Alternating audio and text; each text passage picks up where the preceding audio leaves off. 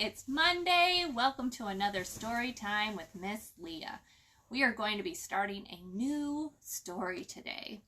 And I have been going through the books on my shelves during this quarantine, and I have been reading like crazy. And can I just tell you a little secret? I can't help myself at a used bookstore. I go a little nuts, and I will buy a whole pile of books that I don't have any time to read. And so I have been stockpiling books for some time now, and I am finally getting to some of them. So it has been a good week for me, and a lot of the books that I read are books that I actually buy for my kids, but they don't read them. I either have to read them to them, or they sometimes will pick one up. And eventually maybe they'll read them, just like I'm reading them. But I have been reading some, and I read like 6 last week. And so the story we're going to be starting today is another one of those books that I haven't read, but it is a Newbery Medal winner, which there's only one of those every year. And it is called Miss Hickory. And most of the Newbery Medal winner books that I've read have been really great. So I thought we would try it. And even on the first page, if you'll notice, there's a mention of Miss Leah's favorite flower bush, the lilac bush. So keep an ear out for that. But before we get to our story, as always, I have some poetry and something from nature to show you. So the first poem is by A. Milne, who again is the writer of Winnie the Pooh. And this is from one of his poetry books called Now We Are 6. And it's all poems addressed to someone who's about 6, or from their perspective. So this one is called Come Out With Me. So let's read it together. There's sun on the river and sun on the hill. You can hear the sea if you stand quite still. There's 8 new puppies at Roundabout Farm, and I saw an old sailor with only one arm. But everyone says, run along, run along, run along. All of them say, run along, I'm busy as can be. Everyone says, run along, there's a little darling. But if I'm a little darling, why don't they run with me? There's wind on the river and wind on the hill. There's a dark dead water wheel under the mill. I saw a fly which had just been drowned, and I know where a rabbit goes into the ground. But everyone says, run along, run along, run along. All of them say, yes, dear, and never notice me. Everyone says, run along, there's a little darling. If I'm a little darling, why won't they come and see? Here is our friend in the poem exploring outside. So I wondered, I think this little guy is a little bit like me when I'm outside. I am always exploring when I'm outside. In fact, we went outside this morning and did our school. We found a little spot that we could go to in the woods.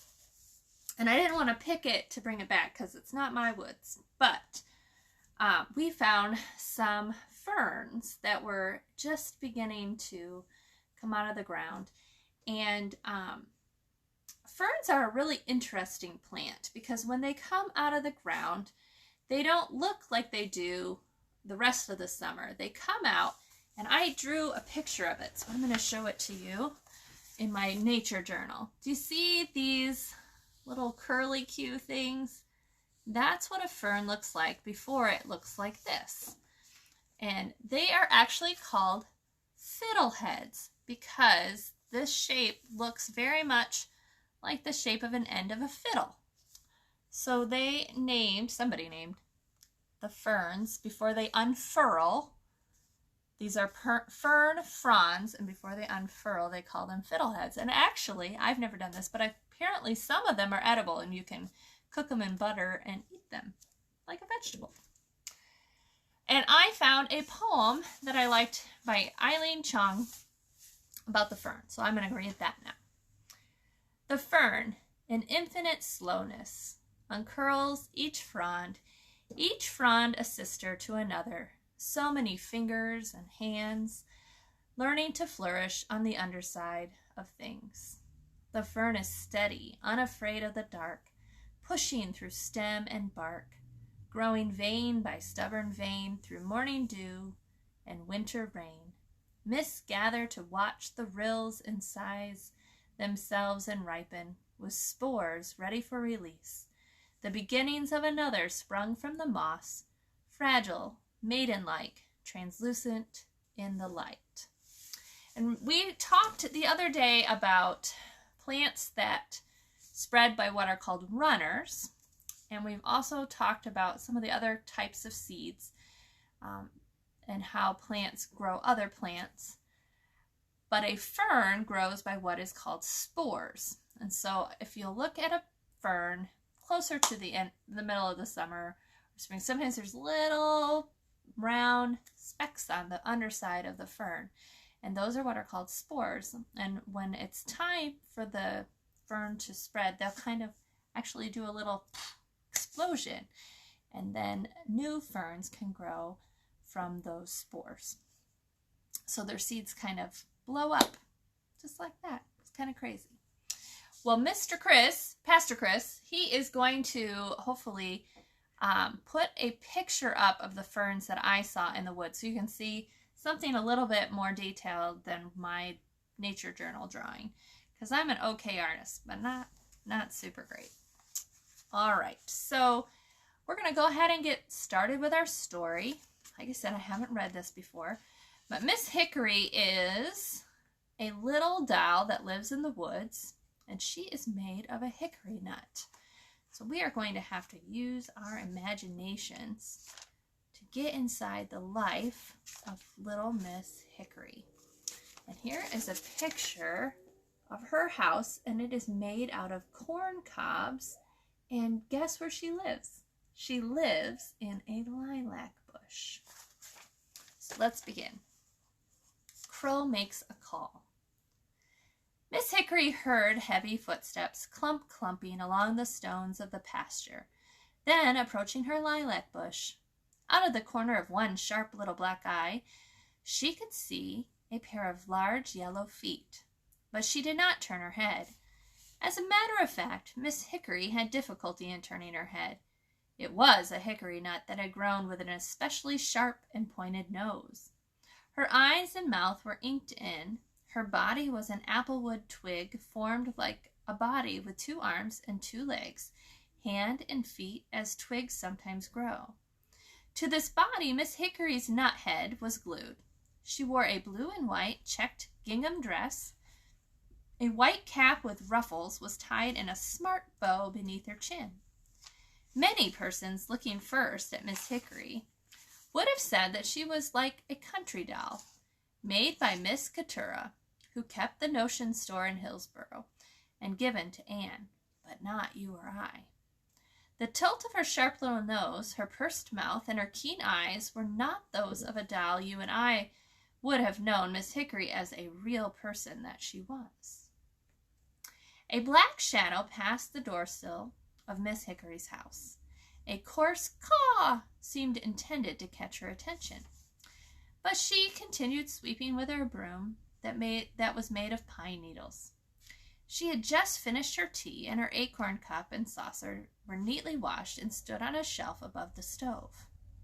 A bed of discarded pullet's feathers, covered with a bright quilt of patched sumac leaves, was ready for pleasant dreams.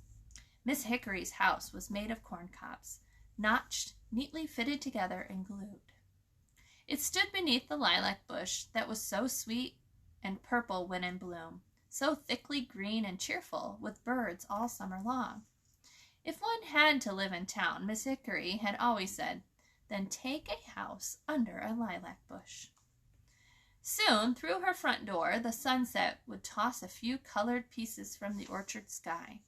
Soon, too, the sun would drop like the biggest apple in the world, round and red, behind Temple Mountain, that guarded the orchard spring, summer, autumn, and winter, world without end. The sun set earlier now, for it was late September, and Miss Hickory swept more briskly to warm herself.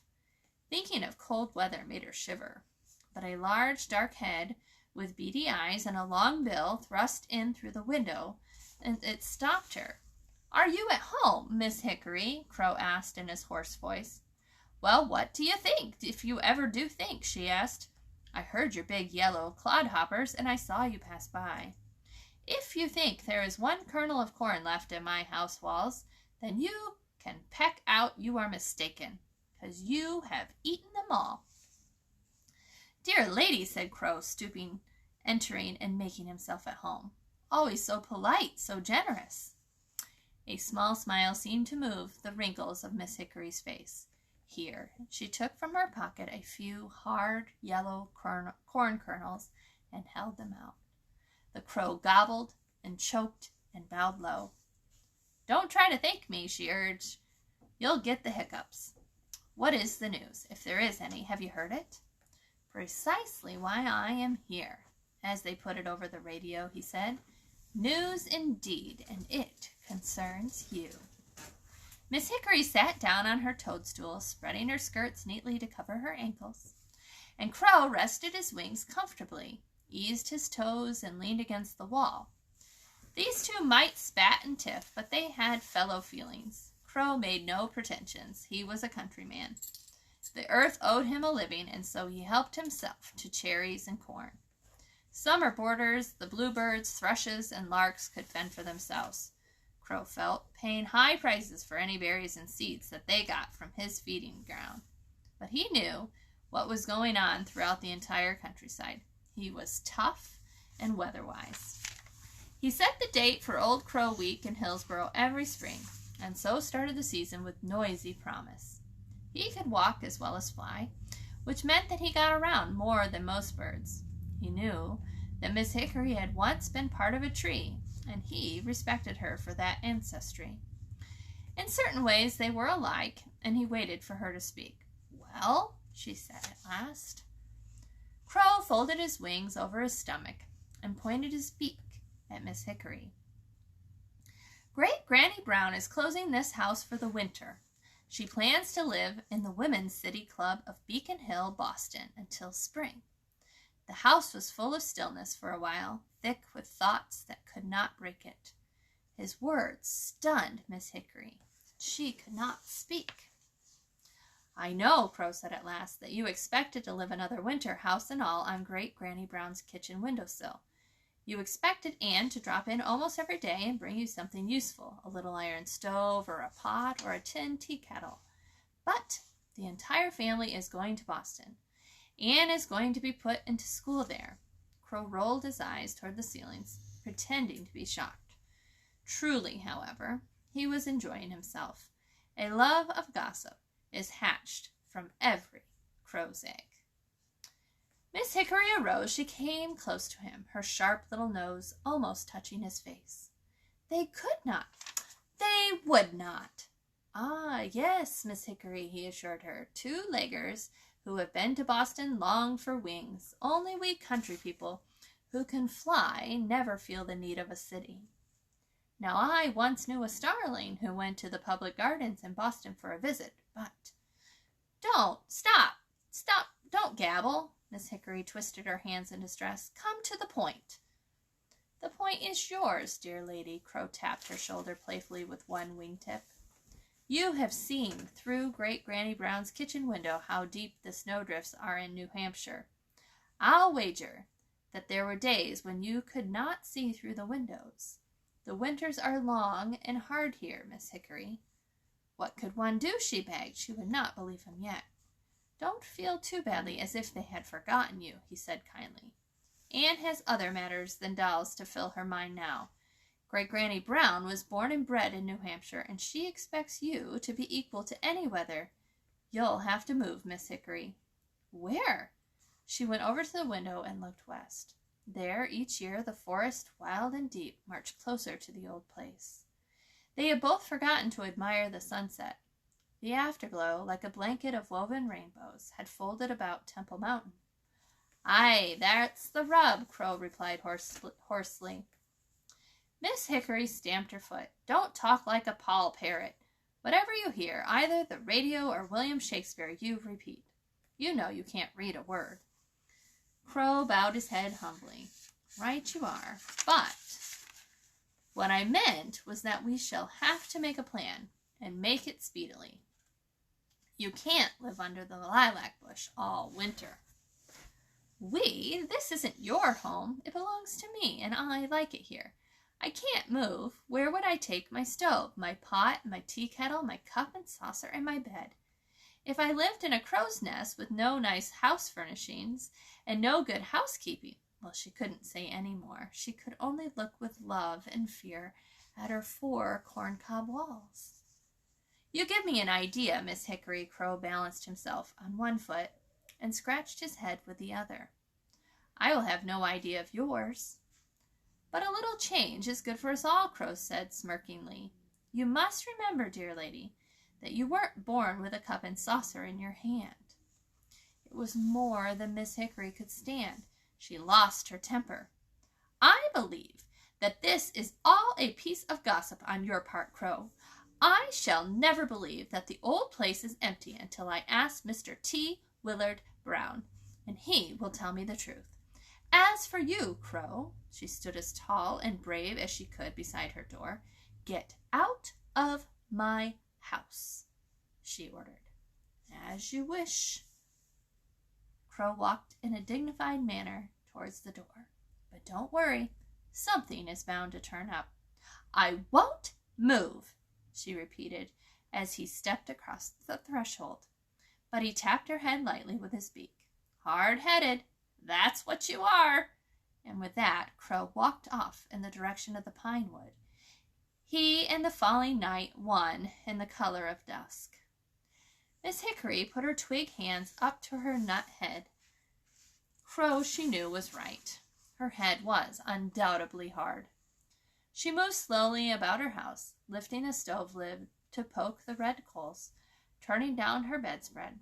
But as she comforted herself with these homely tasks, a feeling that she had never experienced before came to Miss Hickory.